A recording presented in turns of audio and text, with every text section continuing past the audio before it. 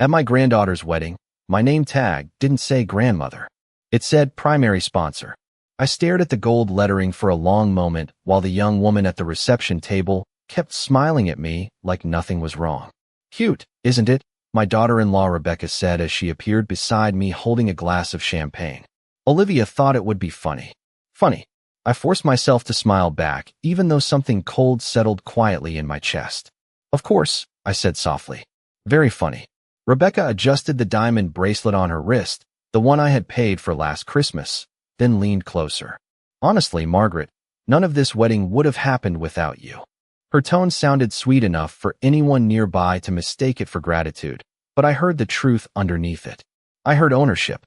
I pinned the name tag carefully onto my pale blue dress and walked into the ballroom of the Fairmont Grand Hotel feeling older than I had that morning. The room glittered with crystal chandeliers and soft candlelight. White roses covered every table. A string quartet played near the dance floor, while servers carried trays of champagne through the crowd. It was beautiful. Exactly the kind of wedding my late husband would have loved for our granddaughter. But somehow, standing there among 200 smiling guests, I felt completely invisible. Mom, my son Stephen called from across the room.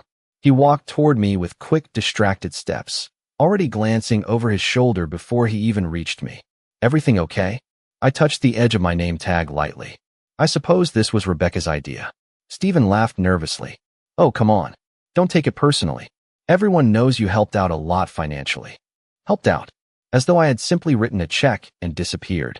As though I hadn't spent months meeting vendors, reviewing contracts, choosing flowers Olivia claimed she loved too much to decide on herself. As though I hadn't sat awake night after night making sure every detail was perfect because family mattered to me. Stephen squeezed my shoulder quickly before drifting back toward Rebecca near the head table. She slipped her arm through his immediately, smiling up at him while directing one of the wedding planners with her free hand. They looked polished, successful, perfect from a distance. I stood alone near the entrance while guests passed by me carrying drinks and laughing softly beneath the warm glow of the chandeliers. Several people smiled politely. One older gentleman nodded toward my badge and chuckled. Well, at least they're honest about who paid for all this. I smiled because I didn't trust myself to do anything else. Then I looked across the ballroom at my family seated together near the stage while my own place card sat at a small table near the back beside distant relatives and strangers. That was the moment I realized they no longer saw me as family, only as money. I remained at the table near the back of the ballroom while the wedding reception unfolded around me like a beautiful performance that I somehow no longer belonged to. The guests laughed beneath the soft music of the string quartet. Crystal glasses clinked gently against polished silverware. Every few minutes another server passed carrying tiny crab cakes or champagne flutes balanced carefully on silver trays. It should have felt warm, celebratory. Instead, everything felt strangely distant, as though I were watching someone else's family from behind a pane of glass. I folded my hands in my lap and looked toward the head table where Rebecca sat between Stephen and Olivia, glowing beneath the candlelight in a deep emerald dress that probably cost more than my first car. She looked perfectly comfortable at the center of attention. She always did. Margaret, there you are. A cheerful voice said suddenly beside me. Evelyn Carter lowered herself carefully into the empty chair across from mine. Her silver curls framed her face elegantly, and her navy silk shawl matched the color of her eyes. I had known Evelyn for more than 40 years. Long enough that she could read my mood before I spoke a single word. You disappeared after the ceremony, she said softly. I was beginning to think they seated you in another zip code. I smiled faintly at that. Apparently, I have been relocated to the witness protection section of the ballroom. Evelyn glanced toward the head table, then lowered her voice. Margaret, why are you all the way back here? I picked up my water glass slowly. I suppose family sponsorship does not qualify me. I stopped listening to the speeches after a while. The words all blended together beneath the soft music and clinking glasses. Love. Family. Forever. Everyone kept using those words as though saying them often enough could make them true. I sat quietly at the back of the ballroom while servers cleared empty dinner plates around me. Every now and then someone walked over to thank me for helping with the wedding. Not one person thanked me for raising the family sitting beneath those chandeliers. There is a difference between being appreciated and being used. I think I finally understood that difference that night. I watched Olivia dance with her new husband beneath warm golden lights while guests gathered around them smiling and recording videos on their phones. She looked happy, truly happy, and part of me still loved her enough to be grateful for that. But another part of me kept remembering all the years that led to this moment. When Stephen was 10 years old, his father lost nearly everything during a terrible recession. I went back to work full-time at a department store, even though my feet ached so badly some nights I could barely climb the stairs. I never complained. We kept the mortgage paid. We kept food on the table. Years later, when Stephen got accepted into Northwestern, his father wanted to take out another loan. Instead, I sold my mother's jewelry collection quietly without telling anyone. Stephen graduated debt-free. Rebecca loved telling people her husband was self-made. She never mentioned the emerald bracelet that paid his tuition bill. When Olivia was born, I practically lived at their house during those first months because Rebecca said motherhood was exhausting. I cooked meals, folded laundry, rocked the baby to sleep at 3 in the morning while Rebecca rested upstairs behind closed doors. Every birthday party, every dance recital, every Christmas morning, I was always there. Not because anyone asked me to, because I believed that was what family meant.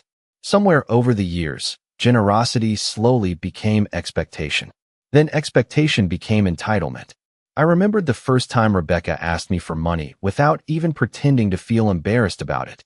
"You have more than enough, Margaret," she had said casually over lunch one afternoon. And honestly, it will all go to family eventually anyway. Family, that word again, always used when they wanted something, never when they wanted me beside them.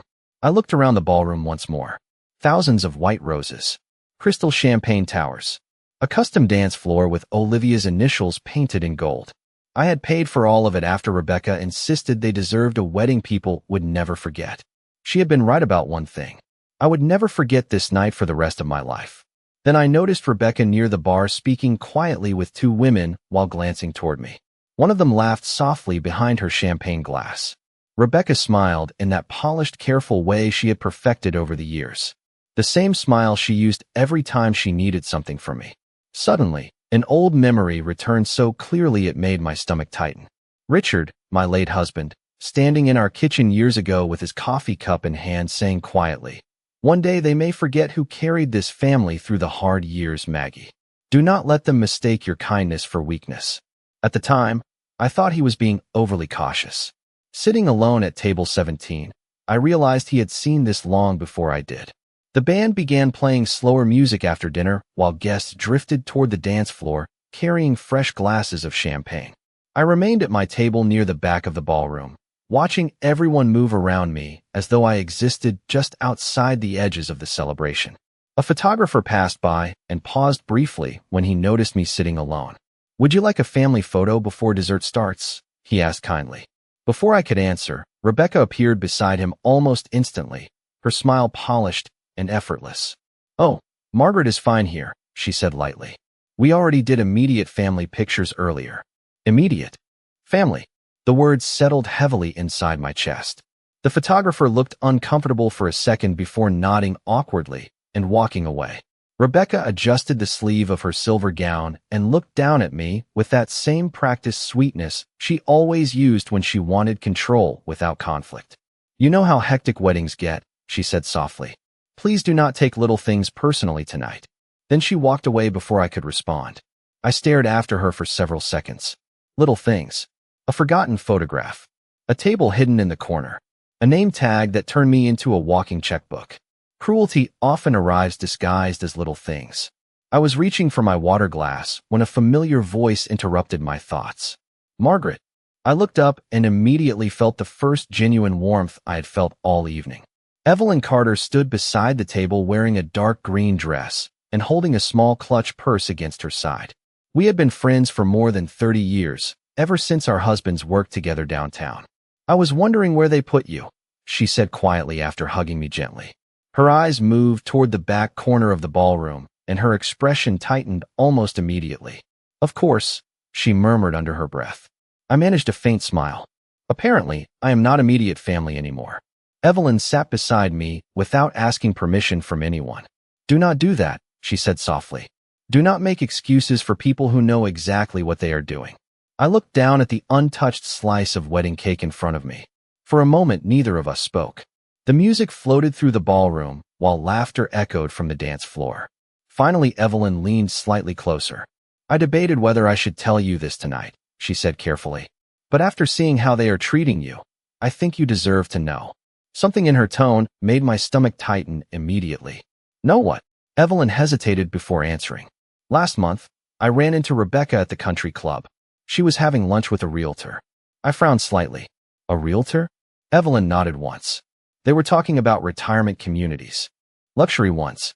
Rebecca said something about needing to convince you to downsize soon because your house was too valuable to sit occupied by one person. The ballroom suddenly felt colder despite the warm lights surrounding us. I said nothing. Evelyn continued quietly. She also mentioned that once certain financial matters were finalized after the wedding, things would become much easier for Stephen and Olivia. I felt my fingers tighten slowly around the edge of the tablecloth. For years I had ignored every uncomfortable feeling because I wanted peace more than truth.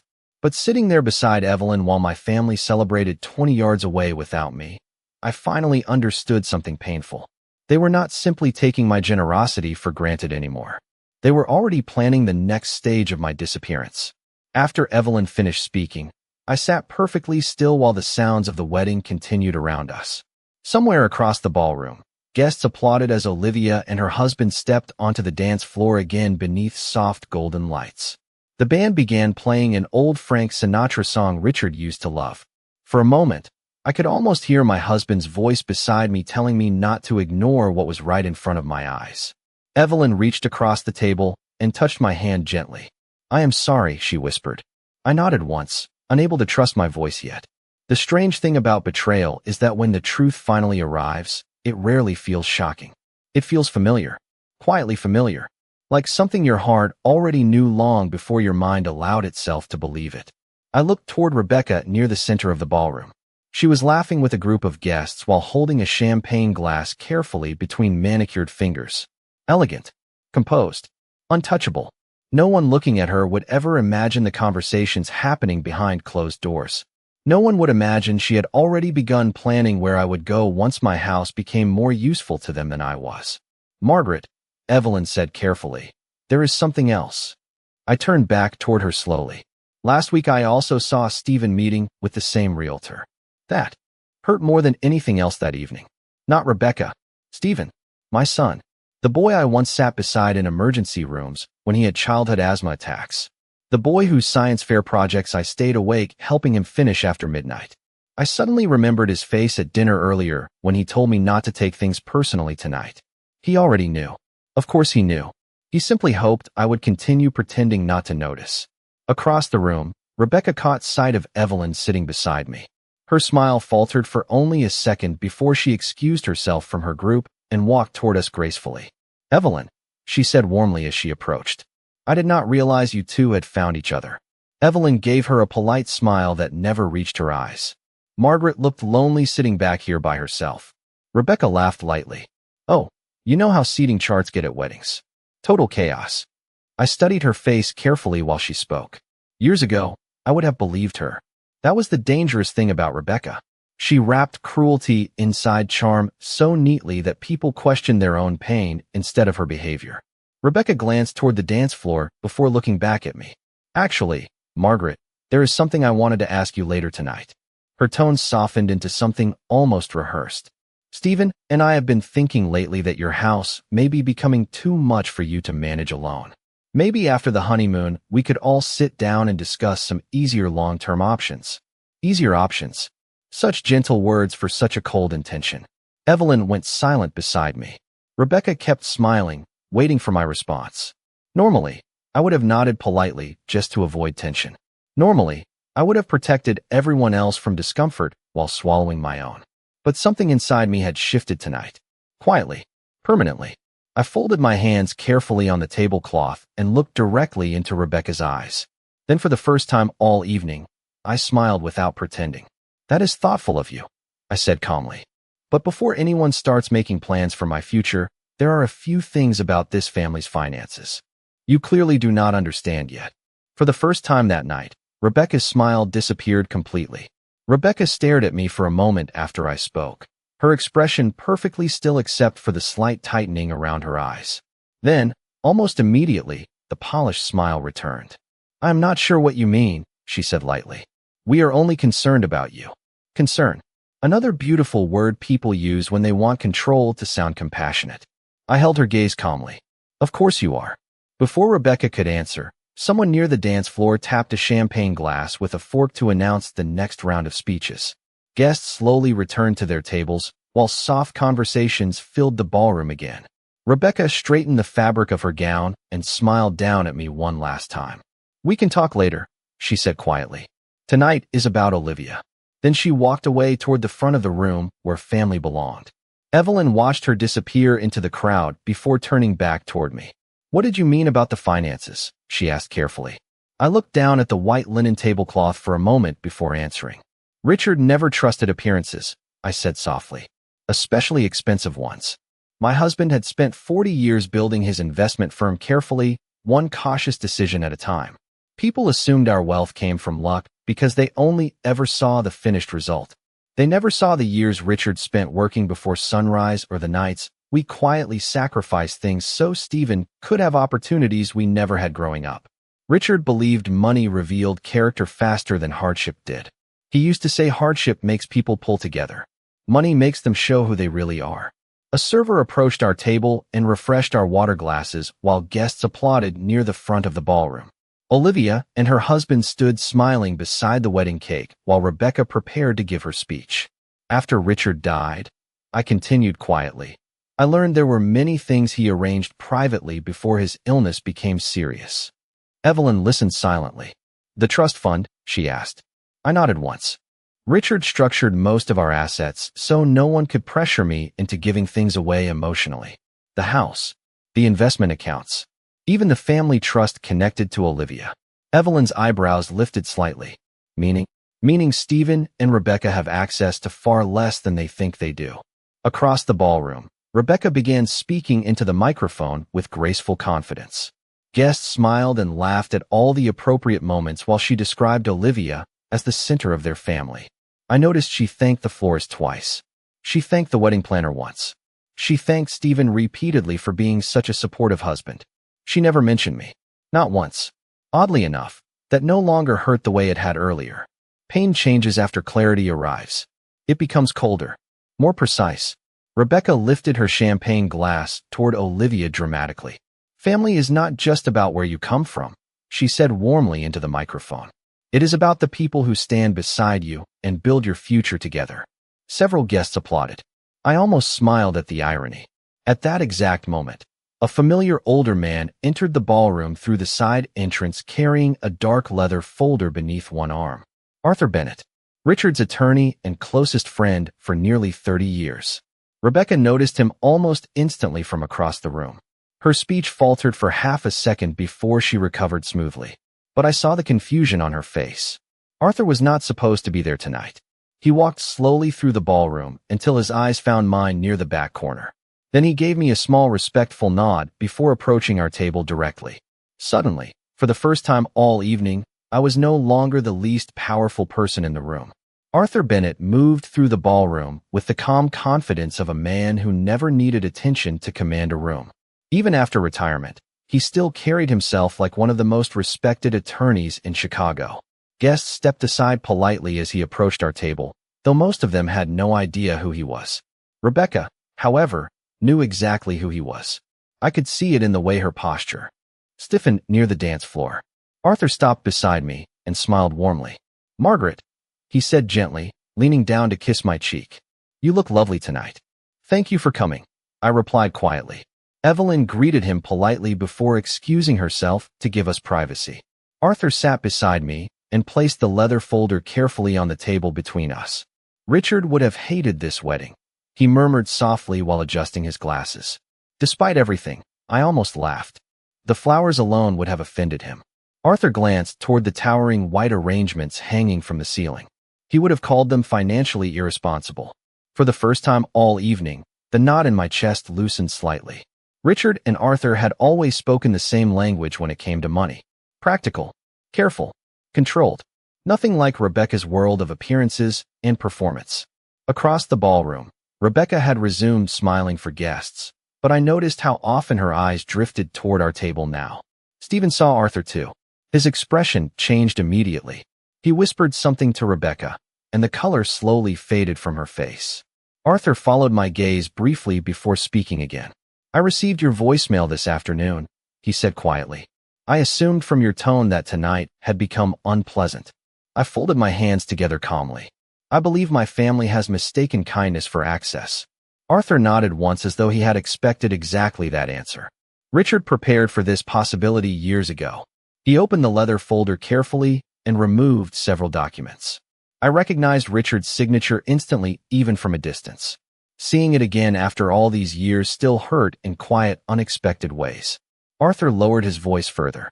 "Your husband amended the Hale family trust 6 months before he passed away. He was concerned about increasing financial pressure from Stephen and Rebecca." I looked down at the papers silently while music continued floating through the ballroom around us. Somewhere nearby, guests laughed loudly over champagne glasses, completely unaware that an entirely different kind of conversation was happening at table 17. "The trust includes strict control provisions," Arthur continued. "No property transfers. No liquidation of assets. No access to the Lake Forest house without your direct written approval." I nodded slowly.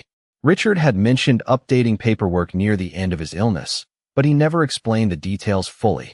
At the time, I was too focused on keeping him comfortable to ask questions. Arthur carefully slid one final envelope toward me across the table. "And this," he said quietly, "is the document Stephen does not know exists." I looked down at the sealed envelope resting against the white tablecloth. My name was written across the front in Richard's handwriting. Suddenly, the ballroom noise around me seemed very far away. "What is it?" I asked softly. Arthur's expression remained calm. "A letter from your husband with final instructions regarding the family trust if you ever believed your generosity was being exploited." Before I could answer, Stephen and Rebecca began walking toward our table together through the crowd. Neither of them looked relaxed anymore. Rebecca's smile had vanished completely. Stephen looked pale beneath the ballroom lights. Arthur noticed them approaching and closed the folder slowly. Then he looked at me with quiet understanding and said the one sentence Richard used to repeat whenever difficult decisions had to be made. "You do not owe people access simply because they share your last name."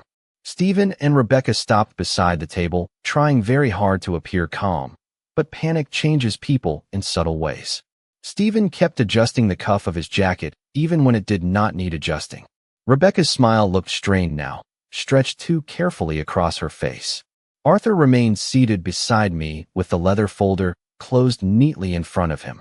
For the first time all evening, no one at the table seemed interested in pretending this was a normal family conversation. "Arthur," Stephen said cautiously, "I did not realize you were coming tonight."